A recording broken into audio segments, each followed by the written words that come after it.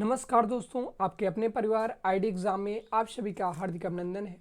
दोस्तों, आज हम बात करने वाले हैं सीयूटी यानी कि केंद्रीय विश्वविद्यालय प्रवेश परीक्षा की, जो कि आज का हमारा प्रैक्टिस सेट होगा वो जीके जीएस यानी कि जीटी का जीएटी का होगा।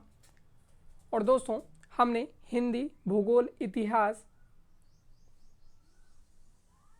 जीके जीएस की क्लासें पहले ही कर चुके हैं। यदि आपने उन क्लासों को अभी तक नहीं देखा है तो हमारे प्लेलिस्ट में जा कर के या वीडियो के डिस्क्रिप्शन में जा कर के उन सभी प्रीवियस ईयर क्लासें आप देख सकते हैं। और यदि आपने हमारे चैनल को अभी तक सब्सक्राइब नहीं किए हैं तो चैनल को सब्सक्राइब कर लीजिए, बेल आइकन को प्रेस कर दीजिए, क्योंकि हम सीयूटी की पूरी तरह से तैयारी हमारे चैनल में कराई जाती है। तो चलते हैं आज के पहले क्वेश्चन की ओर। हमारा पहला क्वेश्चन है, पृथ्वी का आकार कैसा है? आपके पास ऑप्शन दिए हैं, टेनिस की गेंद के जैसा है, संतरे चपटे गोले जैसा है, फुटबॉल जैसा है या सेब जैसा है। तो राइट आंसर क्या हो जाएगा? ऑप्शन नंबर बी राइट हो जाएगा, संतरे चपटे गोले जैसा है। ठीक है, बढ़ते हैं अगले क्वेश्चन की ओर। हमारा अगला जो क्वेश्चन है, पृथ्वी अपने अक्ष पर कितने अंश झुकी हुई है? 23.5 अंश, 25.5 अंश, 24 अंश या 27 अंश। तो राइट आंसर क्या हो जाएगा? ऑप्शन नंबर बी ए राइट हो जाएगा, 23.5 अंश। पृथ्वी अपने अक्ष पर 23.5 अंश झुकी हुई है। बढ़ते हैं अगले क्वेश्चन की ओर। हमारा अगला जो क्वेश्चन है, सूर्य से पृथ्वी तक पहुंचने में प्रकाश को कितना समय लगता है? 10 मिनट, 8 मिनट, 8 सेकेंड या 6 सेकेंड। तो राइट आंसर क्या हो जाएगा? ऑप्शन नंबर बी राइट हो जाएगा, 8 minute. Option number B right हो जाएगा, 8 मिनट। ठीक है, बढ़ते हैं अगले क्वेश्चन की ओर। हमारा अगला जो क्वेश्चन है, पृथ्वी के आंतरिक भाग में पदार्थ किस अवस्था में पाया जाता है? ठोस अवस्था में, गैस अवस्था में, गर्म एवं पिघली अवस्था में या कोई नहीं। तो राइट आंसर क्या हो जाएगा? ऑप्शन नंबर सी राइट हो जाएगा, गर्म एवं पिघली अवस्था में पाया जाता है। बढ़ते हैं अगले क्वेश्चन की ओर। हमारा अगला जो क्वेश्चन है, कौन सा जल सबसे अधिक शुद्ध होता है? तालाब का जल, वर्षा का जल, समुद्र का जल या झील का जल। तो राइट आंसर क्या हो जाएगा? ऑप्शन नंबर बी राइट हो जाएगा, वर्षा का जल सबसे अधिक शुद्ध होता है। बढ़ते हैं अगले क्वेश्चन की ओर। हमारा अगला जो क्वेश्चन है, पृथ्वी का विषुवत रेखीय व्यास है 12,756 किलोमीटर या 4 लाख किलोमीटर या 8,000 किलोमीटर या 12,700 किलोमीटर। तो राइट आंसर क्या हो जाएगा? ऑप्शन नंबर ए राइट हो जाएगा, 12,756। बढ़ते हैं अगले क्वेश्चन की ओर। हमारा अगला जो क्वेश्चन है, पृथ्वी का ध्रुवीय व्यास विषुवतीय व्यास से कितना छोटा है? 73 किलोमीटर है, 55 किलोमीटर है, 70 किलोमीटर है या 15 किलोमीटर है।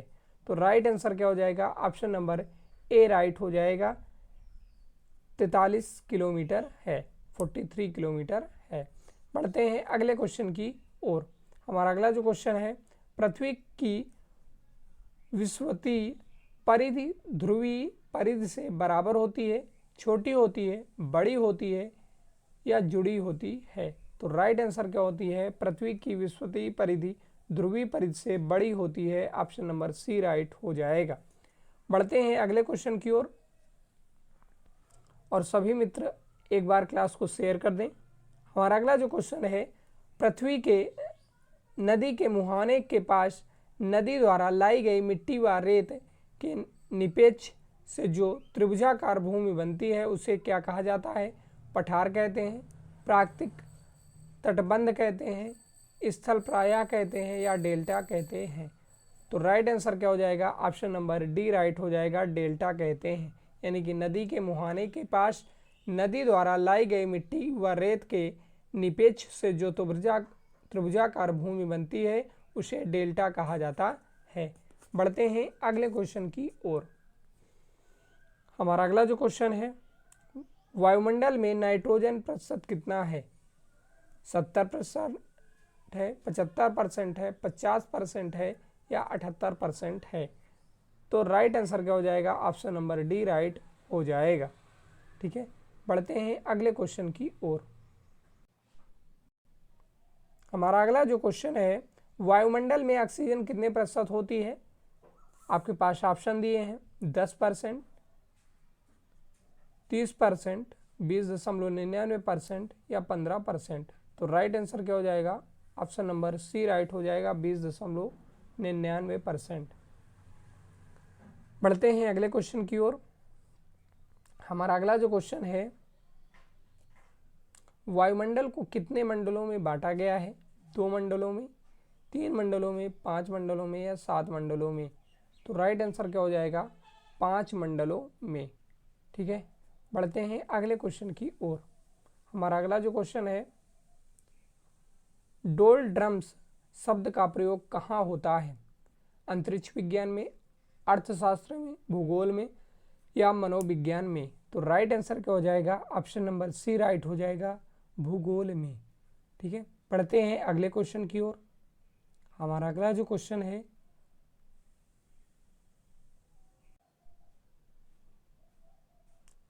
आर्कियोपेलेगो किसे कहते हैं। एक गहरा स्रोत है, झीलों का समुदाय है, द्वीपों का एक समूह है या एक ऊंची पर्वतीय चट्टान है।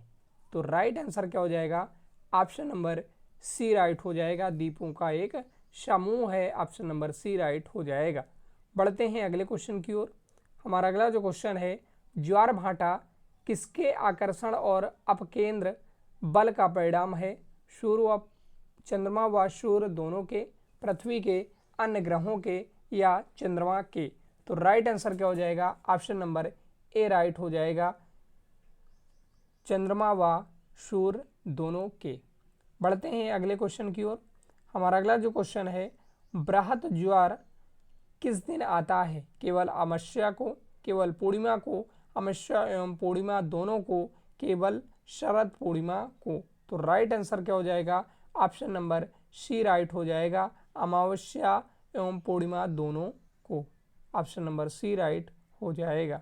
ठीक है, बढ़ते हैं अगले क्वेश्चन की ओर। हमारा अगला जो क्वेश्चन है, पृथ्वी में दिन रात बनते रहने के लिए कौन सी बात आवश्यक है। पृथ्वी की दैनिक एवं वार्षिक गति, पृथ्वी की वार्षिक गति, पृथ्वी की अपसौर स्थिति, पृथ्वी की दैनिक गति। तो राइट आंसर क्या हो जाएगा, ऑप्शन नंबर डी राइट हो जाएगा, पृथ्वी की दैनिक गति। बढ़ते हैं अगले क्वेश्चन की ओर।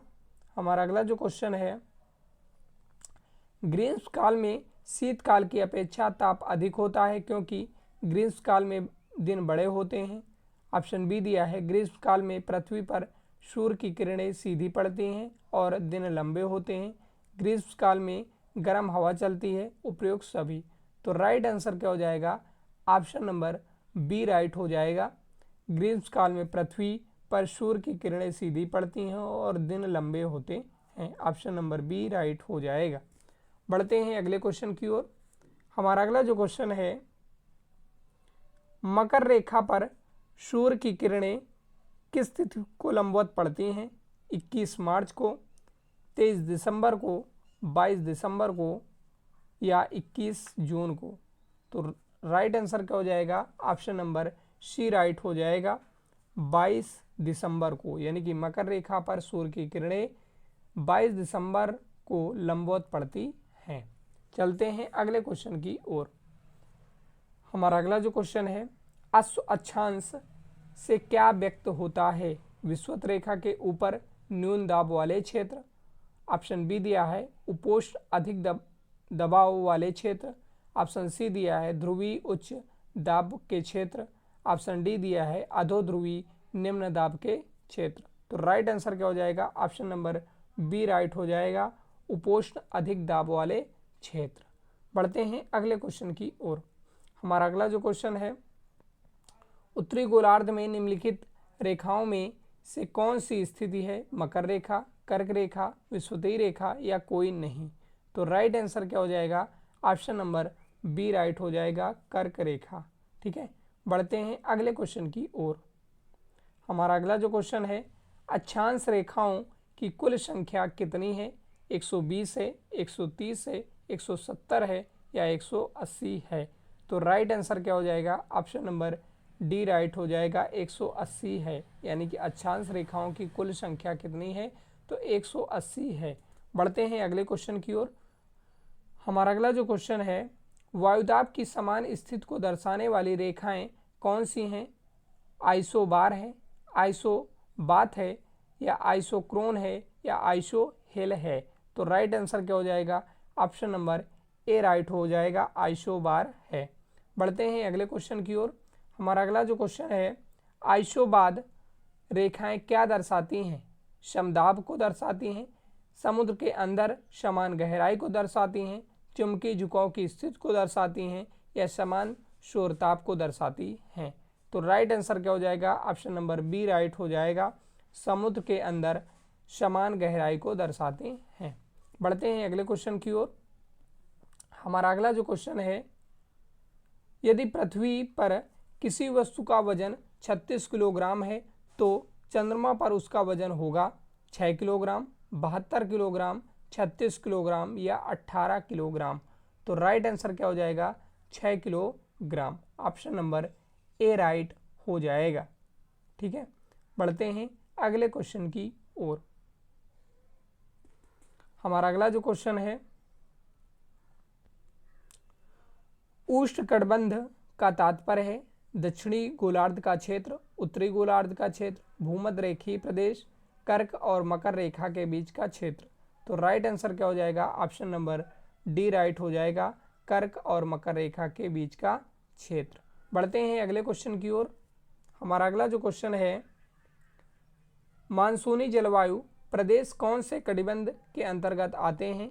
उष्णकटिबंधीय प्रदेश के, शीतोष्ण कटिबंधीय प्रदेश के, शीत कटिबंधीय प्रदेश के, या उपयुक्त में से कोई नहीं। तो राइट आंसर क्या हो जाएगा, ऑप्शन नंबर ए राइट हो जाएगा, ऑप्शन नंबर ए राइट हो जाएगा। बढ़ते हैं अगले क्वेश्चन की ओर। हमारा अगला जो क्वेश्चन है,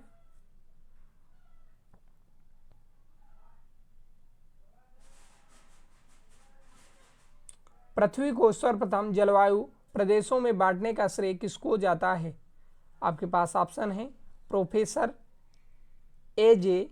हर्बर्टसन को, प्रोफेसर रोबियंस को, प्रोफेसर पीगू को, या प्रोफेसर एच.एस. कपासिया को। तो राइट आंसर क्या हो जाएगा, ऑप्शन नंबर ए राइट हो जाएगा। ठीक है, प्रोफेसर ए.जे. हर्बर्टसन को। बढ़ते हैं अगले क्वेश्चन की ओर। हमारा अगला जो क्वेश्चन है 30 नंबर का, पृथ्वी सौरमंडल का 5वां बड़ा ग्रह है, दूसरा बड़ा ग्रह है, सबसे बड़ा ग्रह है, उपरोक्त में से कोई नहीं। तो राइट आंसर क्या हो जाएगा, ऑप्शन नंबर ए राइट हो जाएगा, 5वां बड़ा ग्रह है, ऑप्शन नंबर ए राइट हो जाएगा। बढ़ते हैं अगले क्वेश्चन की ओर। हमारा अगला जो क्वेश्चन है, विषुवत रेखा पर दिन कितने घंटे का होता है? 24 घंटे का, 12 घंटे का, 36 घंटे का, या 26 घंटे का। तो राइट आंसर क्या हो जाएगा, ऑप्शन नंबर बी राइट हो जाएगा, 12 घंटे का।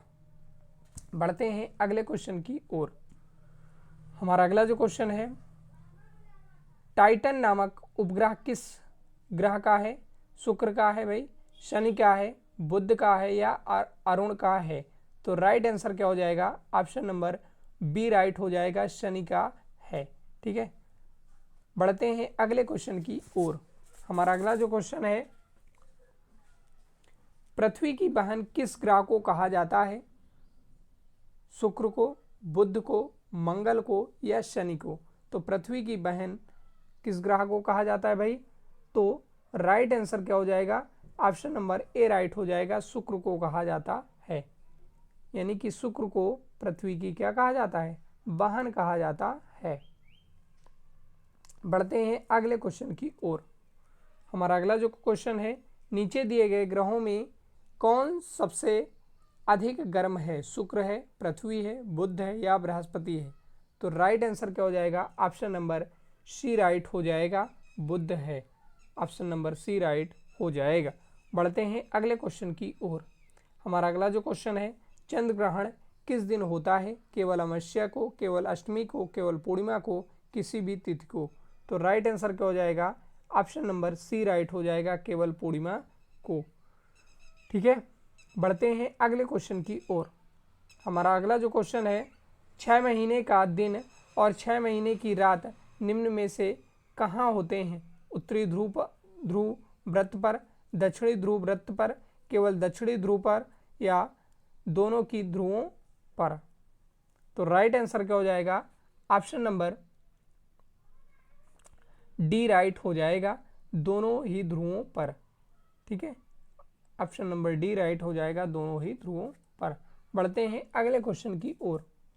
हमारा अगला जो क्वेश्चन है, पवन निम्न में से किस स्थिति में चलती है? निम्न दाब से उच्च दाब की ओर, नीचे से ऊपर की ओर, ऊपर से नीचे की ओर, उच्च दाब से निम्न दाब की ओर। तो राइट आंसर क्या हो जाएगा? ऑप्शन नंबर डी राइट हो जाएगा, उच्च दाब से निम्न दाब की ओर। बढ़ते हैं अगले क्वेश्चन की ओर। हमारा अगला जो क्वेश्चन है, पृथ्वी कितने देशांतर में बटी है? 360 में, 400 में, 180 में, या 100 में। तो राइट आंसर क्या हो जाएगा? ऑप्शन नंबर ए राइट हो जाएगा, 360 में। बढ़ते हैं अगले क्वेश्चन की ओर। हमारा अगला जो क्वेश्चन है,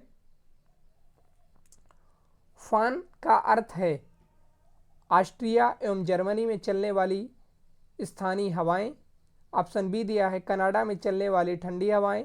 ऑप्शन सी दिया है मिस्र में चलने वाली गर्म हवाएं। ऑप्शन डी दिया है उत्तरी अमेरिका में चलने वाली तेज हवाएं। तो राइट आंसर क्या हो जाएगा? ऑप्शन नंबर ए राइट हो जाएगा, ऑस्ट्रिया एवं जर्मनी में चलने वाली स्थानीय हवाएं। बढ़ते हैं अगले क्वेश्चन की ओर। हमारा अगला जो क्वेश्चन है, टाइफून का अर्थ है शीतोष्ण कटिबंधीय चक्रवात। ऑप्शन बी दिया है हिम प्रदेश का प्रति चक्रवात। ऑप्शन सी दिया है रेत भरा मरुस्थली अंधड़, या ऑप्शन डी दिया है प्रचंड लघु झंझा। तो राइट आंसर क्या हो जाएगा? ऑप्शन नंबर डी राइट हो जाएगा, प्रचंड लघु झंझा। बढ़ते हैं अगले क्वेश्चन की ओर। हमारा अगला जो क्वेश्चन है, प्रेरी घास के मैदान कहाँ पाए जाते हैं? उत्तरी अमेरिका में पाए जाते हैं, कनाडा में पाए जाते हैं, दक्षिण अफ्रीका में पाए जाते हैं, या मिस्र में पाए जाते हैं। तो राइट आंसर क्या हो जाएगा? ऑप्शन नंबर ए राइट हो जाएगा, उत्तरी अमेरिका में पाए जाते हैं। यानी कि प्रेरी घास के मैदान कहाँ पाए जाते हैं? तो उत्तरी अमेरिका में पाए जाते हैं। बढ़ते हैं अगले क्वेश्चन की ओर। हमारा अगला जो क्वेश्चन है, वेल्ड शीतोष्ण कटिबंधीय घास के मैदान कहाँ पाए जाते हैं? ऑस्ट्रेलिया में पाए जाते हैं, दक्षिण अफ्रीका में पाए जाते हैं, अमेरिका में पाए जाते हैं, या कनाडा में पाए जाते हैं। तो राइट आंसर क्या हो जाएगा? ऑप्शन नंबर बी राइट हो जाएगा, दक्षिण अफ्रीका में पाए जाते हैं। बढ़ते हैं अगले क्वेश्चन की ओर। हमारा अगला जो क्वेश्चन है, सवाना क्षेत्र की विशेषता है घास के मैदान, बिखरे हुए छतरीनुमा वृक्षों से युक्त उष्णकटिबंधीय घास के मैदान। ऑप्शन सी दिया है बिखरे हुए घास के मैदान, उपयुक्त में से कोई नहीं। तो राइट आंसर क्या हो जाएगा? ऑप्शन नंबर बी राइट हो जाएगा। ठीक है, बिखरे हुए छतरीनुमा वृक्षों से युक्त उष्णकटिबंधीय घास के मैदान। बढ़ते हैं अगले क्वेश्चन की ओर। हमारा अगला जो क्वेश्चन है,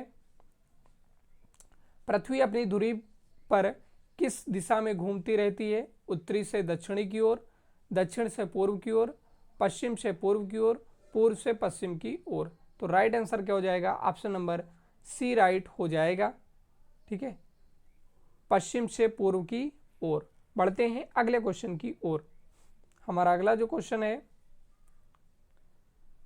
कर्क रेखा और आर्कटिक वृत्त के बीच के क्षेत्रों में कैसी जलवायु होती है? सम शीतोष्ण, बी दिया है अधिक गर्म, सी दिया है अधिक ठंडी, उपयुक्त में से कोई नहीं। तो बताइए भाई, राइट आंसर क्या हो जाएगा? ऑप्शन नंबर ए राइट हो जाएगा, सम शीतोष्ण। बढ़ते हैं अगले क्वेश्चन की ओर। हमारा अगला जो क्वेश्चन है, एशिया तथा अफ्रीका मिलकर पृथ्वी का कितना भाग बनाते हैं? 1/2 भाग बनाते हैं, 1/3 भाग बनाते हैं, 2/3 भाग बनाते हैं, 3/4 भाग बनाते हैं।